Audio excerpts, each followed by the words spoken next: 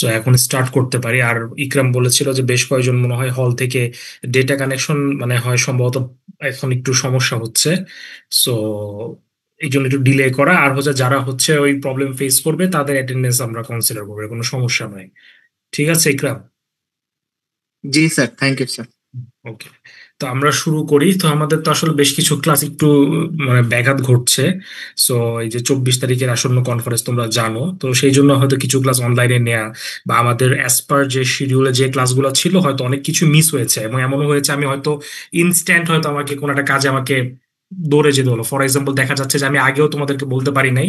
So এই জন্য আসলে একটু দুঃখিত যে আমাদের একটু ইন্টারাপশন হচ্ছে, এবং হোপফুলি এই সপ্তাহের পর ইন্টারাপশনটা হবে না, এবং নেক্সট উইক আমরা বাকি ক্লাসগুলা অনলাইন এবং অফলাইন মিলে রিকভার করতে পারবো।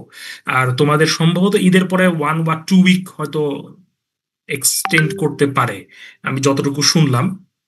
তো যদি 1 উইকও এক্সটেন্ড করে that could be enough. So তখন হচ্ছে আমরা বাকি জিনিসগুলো রিকভার করে ফেলবো। ওকে, সো আমরা শুরু করি। আমরা মনে হয় লাস্ট আমাদের ক্লাসে এক্সপোর্ট পলিসি পড়েছিলাম, আজকে আমরা ইম্পোর্ট পলিসিটা পড়বো। ক্যাশ সাবসিডি সম্পর্কে একটু জানবো, আর হচ্ছে আমরা এক্সপোর্টেশনে মানে এক্সপোর্টিং এ চলে যাব। তো এক্সপোর্টিং এ বিভিন্ন ডকুমেন্ট এগুলো নিয়ে আমরা আলোচনা করব। তো জিনিসগুলো খুবই ইজি এবং খুবই মানে থিওরিটিক্যাল কনসেপ্ট। সো এগুলো আসলে পড়তে করে জটিল হবে না। সো আমি স্ক্রিন শেয়ার দিচ্ছি। উম,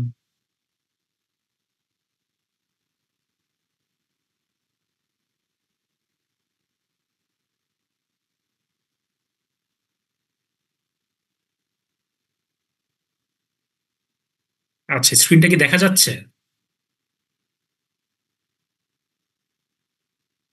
জি স্যার। ওকে, আচ্ছা। সো আমরা যেরকম এক্সপোর্ট পলিসি পড়েছিলাম ঠিক একইভাবে আমরা ইম্পোর্ট পলিসিও পড়ছি। তো এক্সপোর্ট পলিসিটা আমরা কিন্তু বলেছিলাম যে 2015 সালে এটা প্রণয়ন করা হয়, এবং সেটা হচ্ছে আহ, যতদিন না পর্যন্ত সেটা আবার নতুন করে সেটা প্রণয়ন না করা হবে সেটা চলমান থাকবে। So same thing goes for import policy, এবং সেটা দেখো এখানে বলাই হয়েছে যে was declared by ministry of commerce by gazette notification, যেটা হচ্ছে 10 ফেব্রুয়ারি 2016 সালে এইটা হচ্ছে প্রণয়ন করা হয়, কিন্তু এটা ভ্যালিডিটি ছিল আপ টু 30th জুন 2018। কিন্তু এখন কথা হচ্ছে যে এরপরে হচ্ছে আসলে নতুন করে এরপর নতুন করে আসলে আর কোনো ইয়ে হয় নাই, ইম্পোর্ট পলিসি আসলে প্রণয়ন করা হয় নাই। তো সেই জন্য এই ইম্পোর্ট পলিসিটা এখন পর্যন্ত চলমান আছে, যদিও এটার মধ্যে অনেক কিছু আইন নতুন করে সংযোজন হয়েছে বা কিছু আইন বিয়োজন হয়েছে, বা কিছু ভ্যালু ফর এক্সাম্পল হচ্ছে আমি কতটুকু পার্সেন্ট ভ্যাট দিব, ট্যাক্স দিব, বা ক্যাশ সাবসিডি কতটুকু হতে পারে প্রোডাক্ট ভেদে, বা আমরা যখন একটা প্রোডাক্ট দেশের বাহির থেকে ইম্পোর্ট করব, সো দেখা যাচ্ছে সেই ক্ষেত্রে আমরা ট্যাক্সেশনটা কি হবে, এটা তো জিও পলিটিক্যাল ইস্যুর উপর ডিপেন্ড করে, একটা কান্ট্রির সাথে আরেকটা কান্ট্রি রিলেশন বা গ্লোবাল সাপ্লাই চেন উপর ডিপেন্ড করে। সো এরকম কিছু ছোটখাটো মাইনর চেঞ্জ আসছে, বাট ওভারঅল কিন্তু আসলে ওই নীতিটাই এখন পর্যন্ত চলমান, যেহেতু নতুন করে আর কোনো ইম্পোর্ট পলিসি আসলে আহ, গ্রহণ করা হয়নি। তো ইম্পোর্ট কন্ট্রোলের মধ্যে অ্যানেক্সার 1-এ ফুট নোট, এখানে কিছু list of import banned items এর কথা বলা আছে, যেগুলো হচ্ছে ব্যান, নিষিদ্ধ আমদানি করা।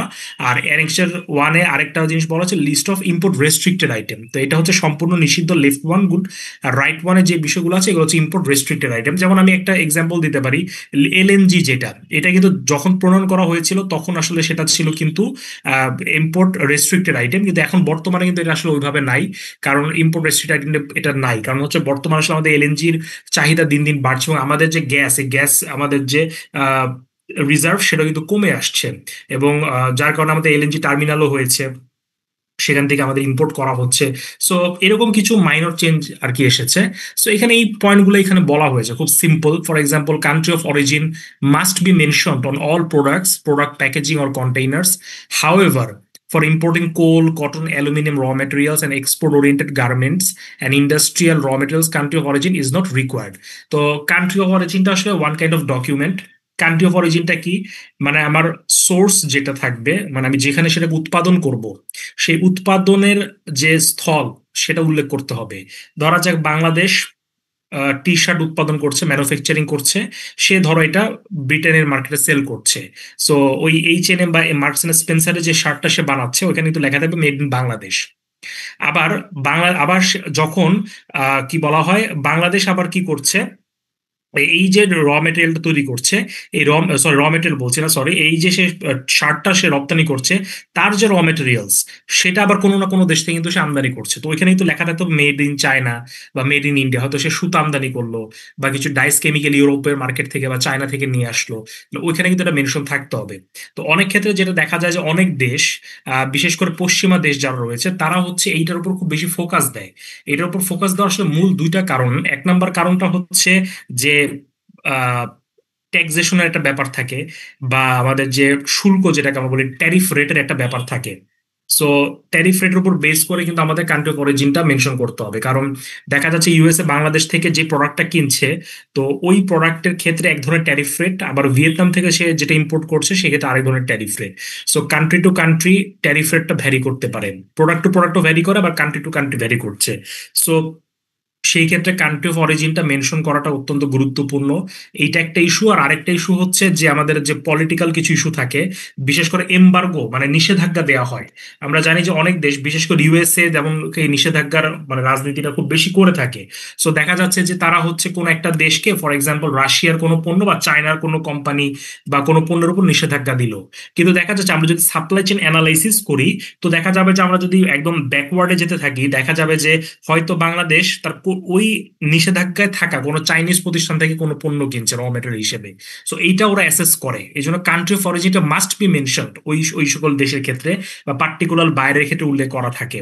দেখা গেল যে চায়নার কোনো একটা প্রতিষ্ঠানের উপর তার এমবার্গো দেওয়া আছে ইউএস এর, বা স্যাংশন দেওয়া আছে, তাহলে ওই স্যাংশনকৃত যে কারখানা বা কোম্পানি, সেখান থেকে আমি র মেটেরিয়াল কিনছি, তো আসলে তো আর স্যাংশন দিতে লাভ হবে না, কারণ ও তো আলটিমেটলি প্রোডাক্ট সেল করছে। তো ওদের স্যাংশনের মূল উদ্দেশ্য থাকে পুরো সাপ্লাই চেইন থেকে বিচ্ছিন্ন করে ফেলা। তো এই জন্য কান্ট্রি অফ অরিজিনটা আসলে খুব গুরুত্বপূর্ণ। তো আমাদের জন্য খুব বেশি গুরুত্বপূর্ণ না, কিন্তু যারা ইউএসএ বা এই ধরনের ওয়েস্টার্ন ওয়ার্ল্ড বা আমার পশ্চিম ইউরোপের কথা যদি বলতে পারি, তো তারা হচ্ছে এটাকে খুব ইম্পর্টেন্স দেয়। সো হোয়াট এভার, বাংলাদেশের পার্সপেক্টিভে পড়ছি, বাট কিছু কিছু পণ্যের ক্ষেত্রে কান্ট্রি অফ অরিজিনটা খুব বেশি গুরুত্বপূর্ণ না, এখানে উল্লেখ করেছে ধর importing coal, cotton, aluminium raw material. So এই বিষয়গুলো আর কি। তারপর বলা হচ্ছে nuclear radiation test is mandatory for imported milk, dairy, edible oil, vegetable seeds and cereal products. তো যেগুলো ধর ফুড প্রোডাক্ট গুলো থাকবে, যে ডেইরি প্রোডাক্ট গুলো থাকবে, এডিবল অয়েল, সো এই ধরনের এইগুলোর ক্ষেত্রে আমাদের আসলে ওই নিউক্লিয়ার রেডিয়েশন টেস্ট যেটা থাকবে, তো সেটা হচ্ছে আমাদের ইয়ে করতে হবে, কি বলা হয়, টেস্ট করতে হয়। তা তারপরে যেটা বলা হচ্ছে নন কমার্শিয়াল ইম্পোর্টার যারা আছে, তারা may import the good worth $7,000 for their own use.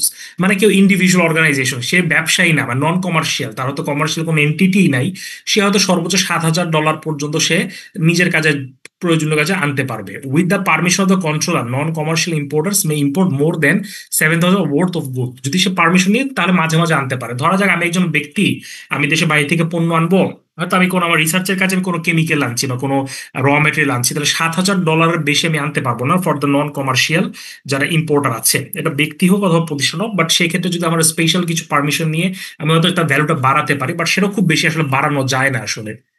So, according to the new policy, ocean-going ships, oil tankers, fishing trawlers cannot be imported if 25 years old. মানে 25 বছরের পুরাতন এই জাহাজটা আমাদের দেশে আনা যাবে না, কারণ আমাদের দেশের জাহাজ ভাঙার শিল্পটা মানে খুব বড় একটা শিল্প, কিন্তু এই শিল্পটা হচ্ছে এক্সট্রিম লেভেলের টক্সিক, এবং মানে এনভায়রনমেন্টালি মানে খুবই ডিগ্রেড করে, ডেটোরিয়েট করার জন্য দায়ী হচ্ছে এই শিল্পটা। তো দেখা যাচ্ছে 25 বছরের পুরাতন আসে, হাই অ্যামাউন্ট অফ রেডিয়েশন থাকে, প্রচুর ওই যে পোড়া তেল যেগুলো থাকবে, ফসিল ফুয়েলস, এগুলো কিন্তু আমাদের সমুদ্রের পানিতে চলে যাচ্ছে, এবং যারা কাজ করে শ্রমিক, তাদের জন্য এটা খুবই হ্যাজার্ডাস। হ্যাঁ, এবং carcinogenic one kind of. So এই জন্য আসলে ওই জন্য 25 ইয়ার্সের বেশি আর করে না। তো এই কথাগুলো এখানে বলেছে, for importing abandoned ship, scrap vessels, exporters or owner must have a certification, and importer must issue a declaration to the effect that toxic or hazardous waste are not being transported, যে এটার মধ্যে কোনো ধরনের hazardous material transport করা হয়নি, এরকম আসলে একটা সার্টিফিকেশন লাগবে। তো এটা ছিল মোটামুটি ভাবে একটা বাংলাদেশের পার্সপেক্টিভ ওভারঅল একটা ওভারভিউ। এগুলো হচ্ছে আমাদের ইম্পোর্ট, আমাদের banned item, import restricted item. আর আরেকটা হচ্ছে আমাদের কি বলা হয়, এগুলো ছিল আমাদের এই জাস্ট সামারি। আচ্ছা, এখানে সরি, এখানে সো এটাই। এবার আমরা আসবো যেটা হচ্ছে some clauses of import export for export oriented garments industry. তো যারা হচ্ছে এই রপ্তানিমুখী শিল্প প্রতিষ্ঠান, তাদের জন্য আহ, কি কি ইম্পোর্ট পলিসিতে ক্লজ গুলো বা ধারাগুলো যুক্ত আছে, সেটা আমরা একটু দেখার চেষ্টা করি। এবং এই কোয়েশ্চেনটা পরীক্ষার জন্য ভেরি ভেরি ইম্পর্টেন্ট, মানে আমি তোমাদের বলেছিলাম যে আইদার ইম্পোর্ট পলিসি আর এক্সপোর্ট পলিসি, দুটো থেকে একটা যে কোনো মাস্ট থাকবে। যে বাংলাদেশের গার্মেন্টস এর, আর ওগুলো ছোট কোয়েশ্চেন হিসেবে হয়তো টুকটাক আসতে পারে যে কিছু ইম্পোর্ট রেস্ট্রিক্টেড আইটেম নাম মেনশন করো, বা আমাদের ছিল এর আগে ছিল মনে হয় যে স্পেশাল ডেভেলপমেন্ট সেক্টর যেগুলা, সো এরকম কিছু টুকটাক কোয়েশ্চেন আসতে পারে। বাট বড় কোয়েশ্চেন হিসেবে আসলে দুইটা খুব ইম্পর্টেন্ট। একটা হচ্ছে বাংলাদেশের আরএমজি যারা এক্সপোর্টার, তারা তাদের ক্ষেত্রে এক্সপোর্ট পলিসিতে কি কি সুবিধা দেওয়া হয়েছে বা কি কি ক্লজ অ্যাড করা হয়েছে, এবং যারা হচ্ছে এক্সপোর্ট ওরিয়েন্টেড গার্মেন্টস ইন্ডাস্ট্রি আছে তাদের জন্য ইম্পোর্ট পলিসিতে আসলে কি কি ক্লজ যুক্ত করা হয়েছে বা ধারা যুক্ত করা হয়েছে। সো এগুলো হচ্ছে আমাদের আসলে এইটা। তো এখানে আমাদের যে পয়েন্টগুলো বলেছে এগুলো খুবই ইজি গোয়িং, মানে খুব ইজিলি তুমি বুঝতে পারবা। যেমন recognised readymade garments industries operating under the bonded warehouse system shall be permitted to import raw and packaging materials the approved quantity as per utilization declaration issued by the Bangladesh garments মানে BGME. এটা কিন্তু already আমরা পড়ে ফেলেছি যে approve quantity যে UD অনুযায়ী সে পাবে। আমাদের সেই ঐতিহাসিক একটা কোয়েশ্চেন পড়েছিলাম যেটা খুবই গুরুত্বপূর্ণ, যে ইউটিলাইজেশন ডিক্লারেশন কি, ইউটিলাইজেশন পারমিশনটা কি। সো আমরা আমাদের যে অর্ডার কোয়ান্টিটিটা আসবে, সে অর্ডার কোয়ান্টিটি বা আমাদের পারচেস অর্ডার অ্যাপ্রুভ হওয়ার পরে আমাদের যে পরিমাণ র ম্যাটেরিয়াল লাগবে সেটা আমরা বিজিএম এর কাছে আমরা অ্যাপ্লাই করব, যে আমাদের টোটাল এত অর্ডার কোয়ান্টিটি, এই অর্ডারটা এক্সিকিউট করার জন্য আমার এই অ্যামাউন্ট অফ র ম্যাটেরিয়াল লাগবে। সো তখন ওই ওই পরিমাণটা আমরা ইজিলি তখন আমরা নিয়ে আসতে পারি বন্ডেড ওয়্যার হাউস ফ্যাসিলিটির আন্ডারে। আর কিছু কিছু ম্যাটেরিয়ালের ক্ষেত্রে আমরা বলেছিলাম যে হ্যাঁ, এখানে আমাদের আসলে অর্ডার টু অর্ডার বেসিস না এসে হয়তো ইয়ারলি বেসিস বা ফিসক্যাল ইয়ার উপর বেস করে নিয়ে আসি। সো যখন আবার সেটা ওয়্যার হাউসে থাকে সেখান থেকে হচ্ছে আমরা সেগুলাকে অর্ডার টু অর্ডার বেসিসে আমরা ওই ওয়্যার হাউস থেকে সেগুলোকে আমরা খালাস করে নিয়ে আসি, যেটা ছিল ইউটিলাইজেশন পারমিশন। সো এই কথাটা অলরেডি আমরা আগে পড়ে আসছি।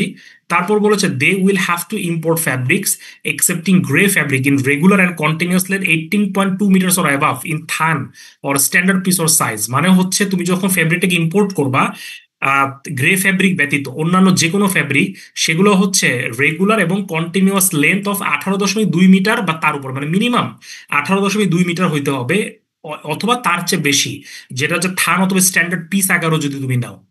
সো এটা বলা হয়েছে, এটা আমাদের একটা প্যারামিটার ফিক্স করে দিয়েছে যে কতটুকু মিনিমাম তুমি নিয়ে আসতে পারবা।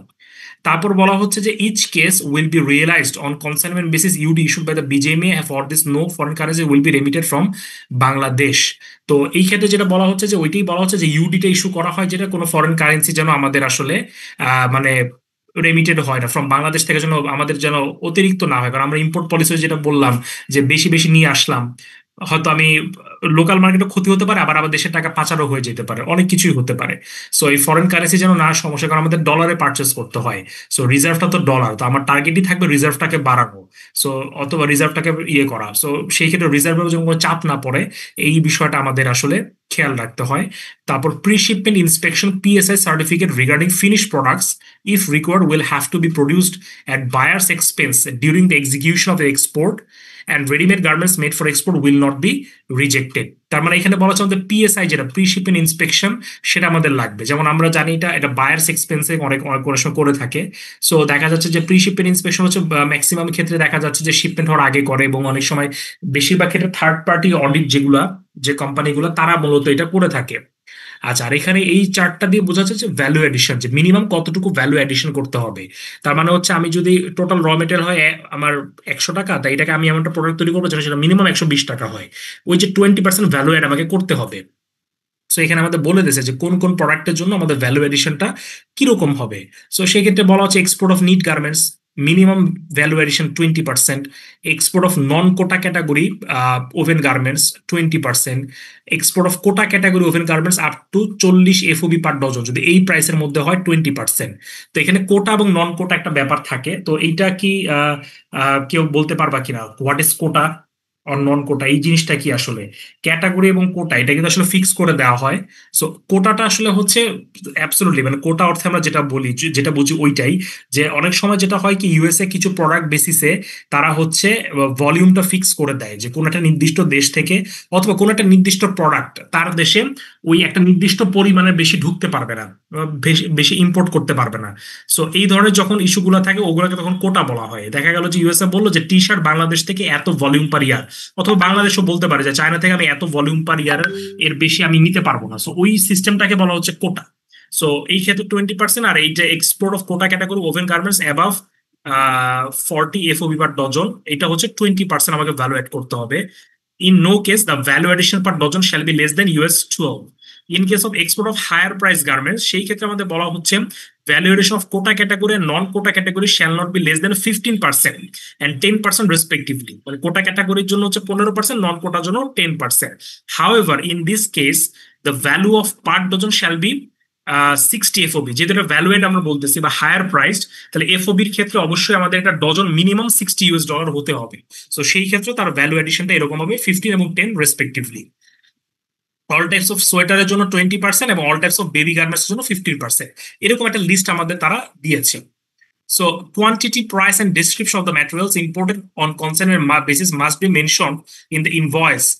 মানে ইনভয়েস আমরা জানি যে মানি রিসিভ বা bill, but imported raw and packaging material may be transfer through interbond transfer and imported grey fabrics, knit fabrics, white fabrics may be transfer to various dyeing and printing on processing plant. So এখানে বলা হচ্ছে ইন্টারবন্ড ট্রান্সফারের মাধ্যমে তুমি কি করতে পারবো, বিভিন্ন র এবং প্যাকেজিং ম্যাটেরিয়াল তুমি ট্রান্সফার করে ফেলতে পারবো। সো তারপরে বলা হচ্ছে the export oriented readymade garments units operating under the bonded warehouse system shall be allowed to import knit fabrics in roll or thaan form only. তো এটা কোন ফর্মে তুমি আনতে পারবে, এটা মানে কাট পিস আনা যাবে না। যে বিভিন্ন অনেক সময় দেখা যাচ্ছে তারা সেপারেট কাট পিস আকারে নিয়ে আসে কাপড়, যেগুলো তারা লোকাল মার্কেটে সেল করে, তো এইটা আসলে করা যাবে না। তারপর বলা হচ্ছে এই ফিউ সেপারেট কাট পিসেস আর ফাটা যায়, মাত্র আমি যেটা বলছিলাম, in the container or consignment of the fabrics imported for readymade garments industry, customs authority shall detain only the cut pieces instead of the total container. মানে এখানেও তারা একটা সুবিধা পাচ্ছে। ধরা যাক আমি অনেক বেশি পরিমাণ ফেব্রিক নিয়ে এসে এর মধ্যে কিছু কাট পিস ঢুকাই দিলাম, তো দেখা যাচ্ছে যে এই কাট পিস গুলা কি হয় তখন সেগুলাকে তারা ডিটেইন করবে, বাট টোটাল ইয়েটাকে তারা ডিটেইন করবে না। সো এইটাও একটা ছাড় আছে আসলে।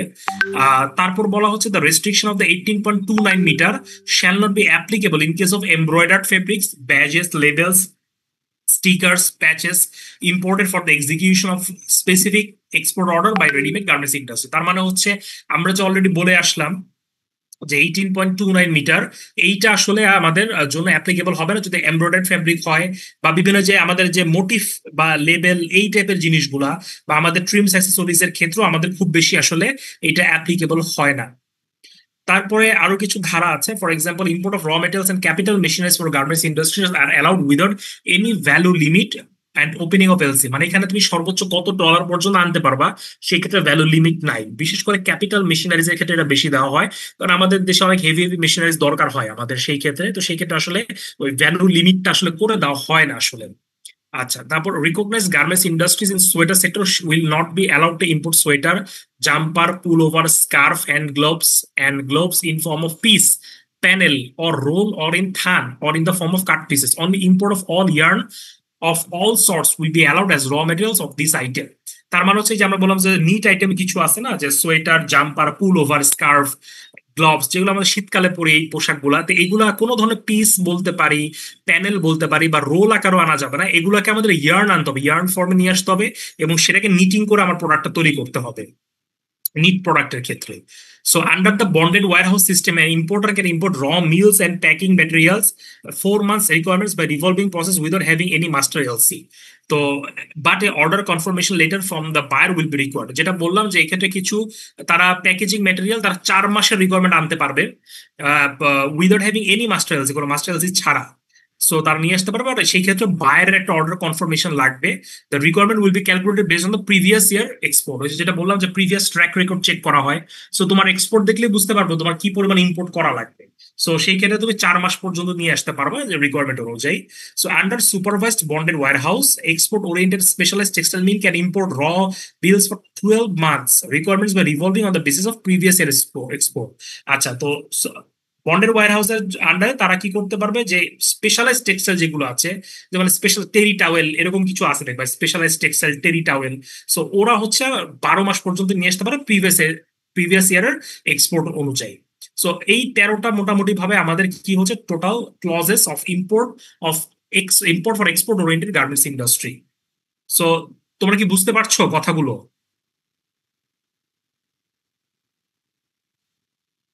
হ্যালো, জি স্যার। এগুলো ক্লিয়ার কিনা বা বুঝতে পারছো কিনা? জি স্যার। ওকে। আচ্ছা, তাহলে আমাদের ইম্পোর্ট এবং এক্সপোর্ট পলিসি মোটামুটি ভাবে শেষ। তাহলে আমাদের সিডিটা কবে আমরা ডেট দিয়েছি ইকরাম?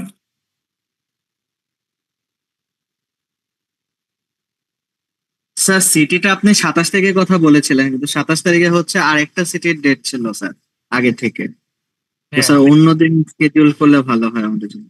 29-এ দিতে পারবা? জি স্যার, 29 দেওয়া পসিবল। বৃহস্পতিবার। জি স্যার। 4-2 ওদেরও সিটি আছে, 4-1, দুইজনেরটা আমরা নিয়ে নিবো। তাহলে 29 কনফার্ম। এটা তুমি আচ্ছা। আমাকে হোয়াটসঅ্যাপে দিবা এবং ওই মেসেজটা পিন করে রাখবা, ঠিক আছে? জি 29। স্যার। আচ্ছা, তাহলে 29 তারিখ সিটি কনফার্ম। আর সিলেবাস তো বলেছিলাম। জি স্যার। হ্যাঁ, সিলেবাসটা সহ, বুঝছো? তুমি একটা মেসেজ লিখবা, মেসেজে লিখবা যে class test 29, CIB class test 29, তারপর হচ্ছে ম্যাটেরিয়ালস হচ্ছে এই, জি স্যার। মানে ক্লাস লেখ মানে টপিক আর কি। ওইটা ইয়ে করে আমাকে পিন করে রাখো যেন আমার জিনিসটা না ভুলে যায় আর কি। আচ্ছা স্যার, ঠিক আছে। ঠিক আছে। আচ্ছা, এবার নেক্সট আমরা আরেকটা চ্যাপ্টার পড়ি, সেটা হচ্ছে different documents in export or import. Export ও ইম্পোর্টের সময় কি কি ডকুমেন্টস আমাদের মোটামুটি দেখা লাগে, বা যেগুলো কমন কিছু সেগুলোই পড়াবো। কারণ এবার যেহেতু সময় কম পাচ্ছি, সব ডকুমেন্ট পড়ো, কিছু অল্প কিছু ডকুমেন্টস আমরা আর কি পড়াবো, সেটাই আমরা একটু দেখি।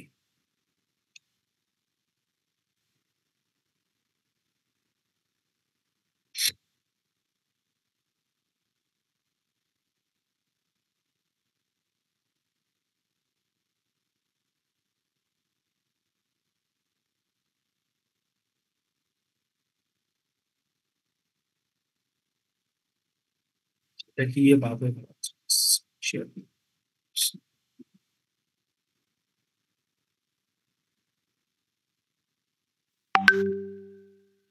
আচ্ছা, এরপর আমরা যেটা দেখবো যে necessary documents are regarding import এবং এক্সপোর্ট প্রসেস, আমাদের কি কি ডকুমেন্ট মোটামুটি ভাবে ব্যবহৃত হয়, যেগুলো কমন সেগুলো আমরা দেখার চেষ্টা করি।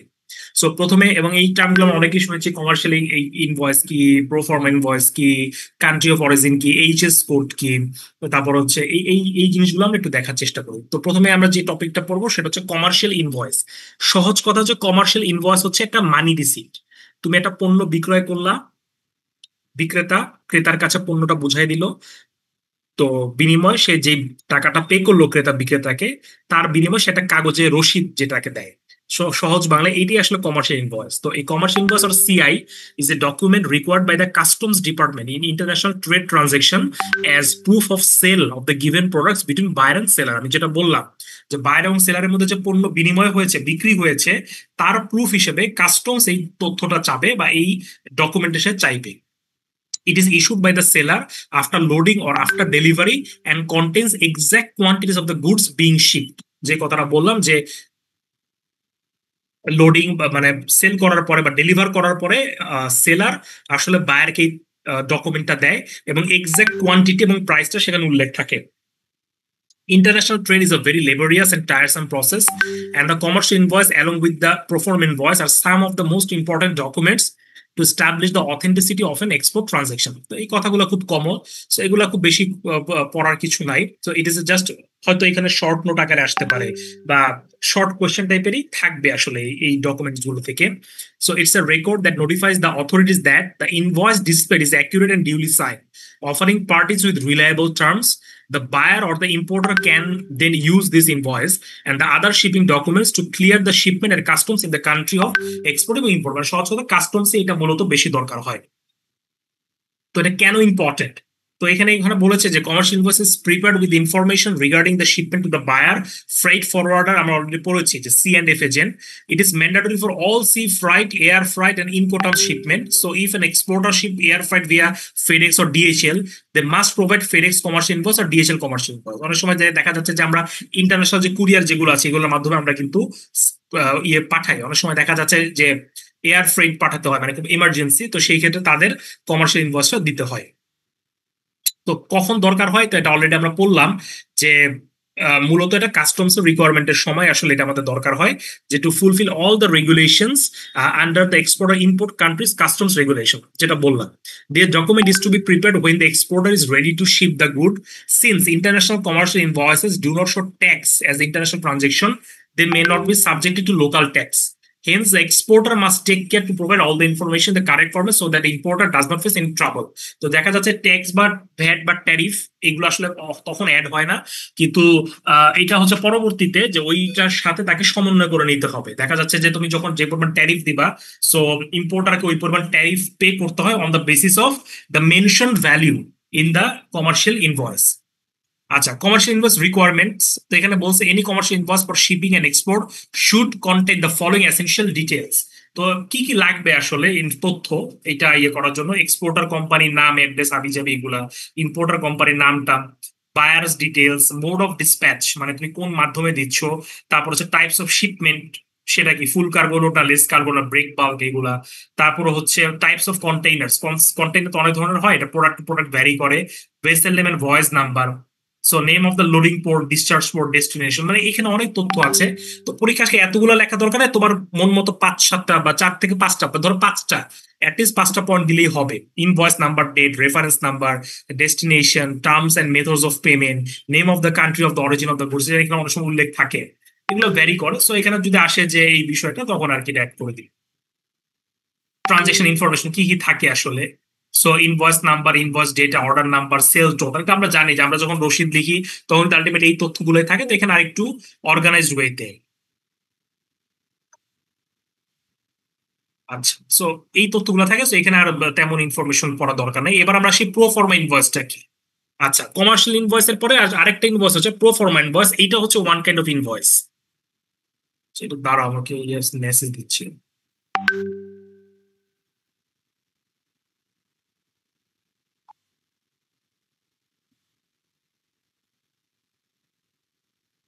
সো প্রোফর্মা ইনভয়েসটা হচ্ছে আরেক ধরনের, কিন্তু এটা অ্যাকচুয়ালি নট অ্যান ইনভয়েস। এটা হচ্ছে একটা preliminary bill of sale send to the buyers when an order is placed and in advance of a shipment or delivery of the good. It will typically describe the purchase item, price, and other imported items such as shipping weight and the transport charges. তো proforma ইনভয়েসে actual ভ্যালুটা অনেক সময় থাকে না, মানে actually proforma ইনভয়েসের উপর কিছুটা variation আসতে পারে। এবং প্রোফর্মা ইনভয়েসটার এতটা গুরুত্বপূর্ণ এই কারণে যে প্রোফর্মা ইনভয়েসটা দেখেই কি করবে, সে এলসিটা ওপেন করবে। সো দ্যাটস ওয়াই প্রোফর্মা ইনভয়েসটা ইজ ভেরি ভেরি ইম্পর্টেন্ট আসলে। সো এখানে বলেছে প্রোফর্মা ইনভয়েসে কিছু features, like proforma invoice are sent to the buyers ahead of shipment or delivery goods or service. A final or formal invoice is provided to the buyers once a transaction is complete. So এটা বলা হচ্ছে most proforma invoice provide buyer with a precise purchase price, no guidelines dictate the exact presentation, কোনো এই ধরনের কোনো format নাই। But মোটামুটি যখন একদম ডিল হয়, মানে একদম ইনিশিয়াল লেভেলে যখন বিজনেসটা হচ্ছে, তখন তাদের মধ্যে যে ডিলিংটা হয়, ওই সময় প্রোফর্ম ইনভয়েসটা আসলে মূলত জেনারেট করা হয়। সো প্রোফর্মেন্সটা কেন করা হয়, সো এটা আমরা একটু দেখার চেষ্টা করি। যে প্রোফর্মা ইনভয়েস বোঝা যে is used by a seller to communicate to a buyer at the expected cost, fees and date of delivery for an order, যে কথাটা আমি মাত্র বললাম। This transparency can help the manufacturer avoid any misunderstanding when the order is delivered. তার মানে আগে থেকে জিনিসটা একটা আইডিয়া হবে এবং কোনো মিসআন্ডারস্ট্যান্ডিং যেন না হয়। The pro forma invoice represents an estimate of the cost that the buying party should expect to pay. তার মানে তার প্রত্যাশিত, মানে একটা এক্সপেক্টেড কস্ট সেটা মেনশন থাকে। A pro forma invoice also provides the buyer with an opportunity to negotiate the terms before delivery. So দেখা যাচ্ছে তার সাথে একটা নেগোশিয়েট করার সুযোগ থাকে। For example, if the buyer is not satisfied with the price, quantity or delivery timeline, they can contact to the manufacturer to reach the mutually satisfactory conclusion. মানে proforma commercial ইনভয়েসটা তো ফাইনাল, এখানে সময় হাত দেওয়ার সুযোগ থাকে না, কিন্তু প্রোফর্মা ইনভয়েসটাকে কেন্দ্র করে ইউ ক্যান নেগোশিয়েট, দুইটা পার্টি নেগোসিয়েশন কিন্তু করতে পারে। সো এটাই হচ্ছে আসলে প্রোফর্মা ইনভয়েস। তো Proforma invoice are not legally required, but they are generally a good idea because they can prevent dispute at the time of delivery. মানে যে সমস্যাগুলোকে দূর করার জন্য এইটা আসলে হেল্প করে। সো প্রোফর্মা ইনভয়েস এর ক্ষেত্রে আমাদের আর পার্থক্যটা তো অলরেডি বলে ফেলাম যে proforma invoice versus final invoice. So এটা আসলে খুব বেশি ইজি, মানে এটা পড়া দরকার, মানে এটা বললামই যে প্রোফর্মা আর ফাইনালের মধ্যে কোনটা কখন দেওয়া হয়, যেটা একদম ফাইনাল স্টেজে দেওয়া হয়, কাস্টমস ক্লিয়ারেন্সের দরকার হয়, আর প্রোফর্মাটা তো ইনিশিয়াল লেভেলে হয়। প্রোফর্মাতে অনেক সময় কি থাকে যে এটাকে কি বলবো, যে নেগোসিয়েশনের সুযোগ থাকে, বাট ফাইনাল ইনভয়েসটা নিয়ে আসলে নেগোসিয়েশনের সুযোগ নাই। তারপর হচ্ছে প্রোফর্মা ইনভয়েসটা হচ্ছে আমাদের আচ্ছা 1 মিনিট নক দিচ্ছে। Sorry for the interruption. তো প্রোফর্মা ইনভয়েসের ক্ষেত্রে যেটা হচ্ছে যে নেগোসিয়েশনের সুযোগ থাকতেছে, বাট ফাইনাল ইনভয়েসে কিন্তু আসলে এটা কোনো সুযোগ নাই। আর আরেকটা যেটা বললাম যে প্রোফর্মা ইনভয়েসে এক্সাক্ট ইনফরমেশন আসলে নাও থাকতে পারে, কারণ ওখানে একটা মনে সময় expected cost, expected delivery time, এই বিষয়গুলো উল্লেখ থাকে, কিন্তু ফাইনাল ইনভয়েসে এক্সাক্টটা থাকে। সো এই দুইটা বা তিনটা পার্থক্য দিলে আসলে হয়ে যাচ্ছে। আচ্ছা, তো এরপর আমরা আসবো প্যাকিং লিস্ট। এটা আসলে কি? এটা আমরা তো মোটামুটি দুটো ইনভয়েস পড়লাম, একটু দ্রুত যাচ্ছে, মানে পড়ার মোডটা বা ফরম্যাটটা এরকম। ধরো তুমি প্রথমে কমার্শিয়াল ইনভয়েস পড়বা, কমার্শিয়াল ইনভয়েসের সিগনিফিকেন্সটা পড়বা, বা এইটার মধ্যে কি কি তথ্য থাকে এইটা। প্রোফার্ম ইনভয়েসটা কি সেটা পড়বা, এর সিগনিফিকেন্সটা কি পড়বা, এবং এর মধ্যে কি কি ইনফরমেশন দেওয়া থাকে, এবং আরো একটা সম্পূর্ণ তথ্য পড়লাম যে what are the differences between proforma invoice and commercial invoice. That's it. তো এবার আমরা আসি প্যাকিং লিস্ট, এটা আমরা একই ফরম্যাটে পড়তে হবে। সো প্যাকিং লিস্ট আসলে কি? A packing list is a document used in the international trade. It provides the exporters, international freight forwarder, and ultimate consignee with information about the shipment, including how it is packed, the dimension and the weight of each package, and the marks and the numbers that are noted on the outside of the boxes. তার মানে হচ্ছে কি কি তথ্য থাকে এটার মধ্যে? Dimension থাকে, ওয়েট থাকে, যে কোনো ধরনের মার্ক বা কোনো নোট যদি সেখানে অ্যাড করা থাকে সেই বিষয়টা আসলে দেওয়া থাকে। প্যাকিং লিস্টের আরো অন্যান্য নাম আছে, এটাকে বিল অফ পার্সেল বলে, আনপ্যাকিং নোট বলে, প্যাকিং স্লিপ বলে, delivery docket, delivery list, manifest, shipping list, customer receipt, অনেক নামে সেটাকে আখ্যায়িত করা যায়। সো প্যাকিং লিস্টটা কেন গুরুত্বপূর্ণ? এটা হচ্ছে কাস্টমস ক্লিয়ারেন্সের জন্য অত্যন্ত অত্যন্ত গুরুত্বপূর্ণ। কারণ দেখা যাচ্ছে যে কাস্টমস যখন ক্লিয়ারেন্স হয় তখন ডেফিনেটলি এটাকে তাকে চেক করা যায় যখন শিপিং এর সময়, যে আপনার কাছে কোন, আচ্ছা, সো দেখা যাচ্ছে যে কোন ধরনের প্রোডাক্ট যাচ্ছে সেটা তো আমাকে চেক করতে হবে। সো আমি কার বেসিসে চেক করব? অবশ্যই ইনভয়েসে থাকবে, কিন্তু প্যাকিং লিস্টে তার ডিটেল ডিসক্রিপশনটা থাকে, তার স্পেসিফিকেশনটা থাকে, সেখানে আমাদের আরো ওয়েট থাকে বা ডাইমেনশন এগুলো দেওয়া থাকে। সো ওগুলো দেখে আমি কিন্তু জিনিসগুলো স্ক্রুটিনি করতে পারি, বা এই জিনিসগুলো আমি চেক করতে পারি যে আসলে আমার রাইট আইটেমটা বা আমাদের একদম মানে মানে ট্রান্সপারেন্সিটা এনশিওর করা যায়। সো এখানে বলেছে যে কি কি why is packing important when exporting goods from a given country. তো এখানে বলেছে it provides a count of the product that is being shipped, it serve as a proof of the inland bill of lading. Bill of lading কি, এটা আমরা পড়বো। বিল of ল্যাডিং মানে হচ্ছে জাহাজে যখন প্রোডাক্টটা উত্তোলন করা হয় বা লোড করা হয়, এরপরে জাহাজ কর্তৃপক্ষ পণ্যগুলো বুঝে পেয়ে যেই ডকুমেন্টটা সে এক্সপোর্টারকে দেয়, ওইটাই হচ্ছে bill of lading. It indicated the information required for the certificate of the origin. It provides much of the detail needed by the electronic export information section, the automated export, অনেক সময় অটোমেটেড এক্সপোর্ট সিস্টেম থাকে, সেখানে আমার তথ্যগুলো দরকার হয়। It serves as a proof of a material safety data sheet in the case that goods are deemed hazardous or dangerous. এটাও খুব ইম্পর্টেন্ট, যে অনেক সময় দেখা যাচ্ছে যখন কেমিক্যাল প্রোডাক্ট, অ্যামুনেশন অথবা কোনো ধরনের আসলে খুব ডেঞ্জারাস প্রোডাক্ট যায়, তো সেগুলো যেমন প্যাকিং লিস্টে দেখবে অনেক, বা কিভাবে তুমি জিনিসগুলোকে টেক কেয়ার করবা বা জিনিসগুলোকে ডেলিভার করবা, এটাও থাকে। যেমন আমরা যখন অনেক সময় পার্সেল আসে দেখবা যে গ্লাসের আইটেম বা কাঁচের আইটেম থাকে কিন্তু লেখা থাকে হ্যান্ডেল উইথ কেয়ার, বা গ্লাস আইটেম ওখানে তারা সিম্বল থাকে।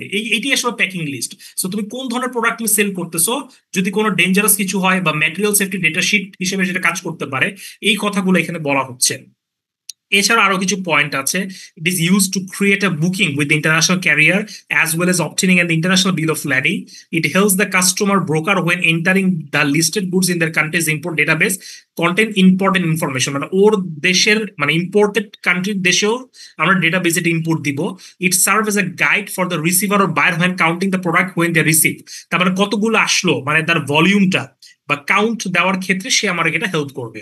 ইট serves A supporting document for reimbursement under the letter of credit, মানে এলসি রিইম্বার্সমেন্ট যদি হয় সেই ক্ষেত্রে সাপোর্টিং ডকুমেন্ট হিসেবে কাজ করে। কাস্টমস ক্লিয়ারেন্সে তো তার গুরুত্ব থাকে। আর কি কি তথ্য থাকে, এই যে আবারও এগুলো আসলে পড়ার কিছুই নাই, মোরলেস কিন্তু সব জায়গাতেই same. Date, shipper and exporter contact information, consignee contact information, origin address of the cargo, the destination address of the cargo, total number of the packages within the shipment, detailed description of each package, volume and the weight of the entire shipment, commercial invoice number of this shipment, etc., etc.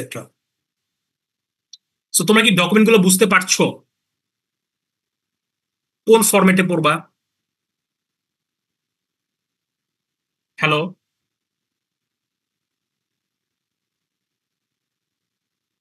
G sir, বোঝা যাচ্ছে। হ্যাঁ, আমার কথা বুঝতে পারছো? Response করতে, কারণ আমি অনেক সময় এখন আজকে নেটের অবস্থা ভালো না, সো আমার কথাগুলো পৌঁছাচ্ছে কিনা বা আসলে ডেলিভার্ড হচ্ছে কিনা এটা আমার জানতে হবে। So that's why you have to response. So আমরা যে ডকুমেন্টস গুলো পড়তেছি আমরা কি ক্লিয়ার কিনা, বা ডকুমেন্ট গুলো কিভাবে পড়বো? আজকে জি স্যার। তিনটা ডকুমেন্ট পড়লাম, কমার্শিয়াল ইনভয়েস পড়লাম, প্রোফর্মা ইনভয়েস পড়লাম, প্যাকিং লিস্ট পড়লাম। আগামী ক্লাসে আর এই চ্যাপ্টারটা শেষ হয়ে যাবে। সো এখন আসলে আমরা আজকে ক্লাসটা কি শেষ করবো কিনা, করতে পারি কিনা?